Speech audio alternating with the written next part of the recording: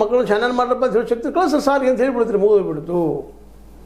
ಅದು ಹೇಳ್ತಾರಲ್ಲ, ಹಾಲುಣ್ಣದ ರಾಣಿ ಹಸಿವಾಗಿ ಬಂದ್ರಂತ ಜನ ಬ್ರೆಡ್ ಅದರಂತ ಏನದು ಅಂತ ನಿಮಗೆ ಗೊತ್ತದ ಗತಿ. ಅದು ಯಾವ ಬ್ರೆಡ್ ಕೇಳಿದ್ರು, ಬ್ರೆಡ್ ಇಲ್ಲ ಅವ್ರಿಗೆ, ಕೇಕ್ ತಿನ್ನಂತ ಹೇಳಿ ಅವ್ರಿಗೆ, ಅಂದರೆ ಹುಳಿ ತಿನ್ನಂತ ಹೇಳಿದರು. ಅಂಥ ನೀತಿ ಆಗ್ಯದ ಇದು.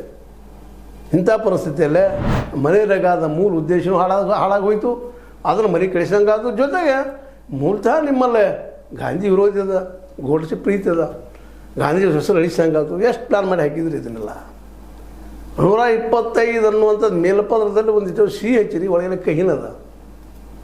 ಕಹಿ ಅಂದರೆ ಬೇವಿಗೆ ಮ್ಯಾಲೆ ಬೆಲ್ಲ ಸೋರ್ಬಿಟ್ರಿ, ಒಳಗೆ ನೋಡಿದ್ರೆ ಕಹಿ ಇದು ಮಾಡಬೇಕಾಗಿತ್ತ.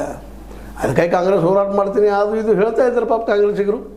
ಹೋರಾಟ ಮಾಡ್ತಾರೆ ಇಲ್ಲ ಅಂತನೂ ಅಲ್ಲ, ಯಾಕೆ ಅವ್ರಿಗೆ ರಾಜಕೀಯ ಲಾಭ ಬೇಕಾಗಿದೆ. ಗಾಂಧೀಜಿ ಮೇಲೆ ನಿಜವಾದ ಪ್ರೀತಿ ಇದ್ದಿದ್ರೆ ಅಂದೋನಿ ಹೀರೋ ಅವರು ಗಾಂಧೀಜಿಯವರ ಈಗೇನು ಡೈರೆಕ್ಟ್ ಪ್ರಿನ್ಸಿಪಲ್ಸ್ ಅವ್ರನ್ನ ಗಾಂಧಿಯ ಸಲಹೆಗಳೆಲ್ಲ ಅವು ನಿರ್ದೇಶನಗಳು ಈ ಒಂದು ಕಾನ್ಸ್ಟಿಟ್ಯೂಷನಲ್ಲಿ ಇದ್ದಂತಹ ಆ ಡೈರೆಕ್ಟಿವ್ ಪ್ರಿನ್ಸಿಪಲ್ಗಳನ್ನು ಅವತ್ತ ಕರ್ತವ್ಯ ಮಾಡಿಬಿಡ್ತಿದ್ರು ಅವರು. ಮತ್ತು ಡಿಸೆಂಟ್ರಲೈಸ್ ಅಂದ ಮಾಡಿಬಿಡ್ತಿದ್ರು. ಪ್ರತಿ ಹಳ್ಳಿಗೂ ಅವರ ಆದಾಯ ಅವ್ರು ಗಳಿಸುವಂಥದ್ದು, ಅವ್ರ ಆದಾಯ ಗಳಿಸಿ ತಾವು ಬದುಕುವಂಥದ್ದು, ಉತ್ಪಾದನೆ ಮಾಡುವಂಥ ಒಂದು ವ್ಯವಸ್ಥೆ ಮಾಡ್ತಿದ್ರು.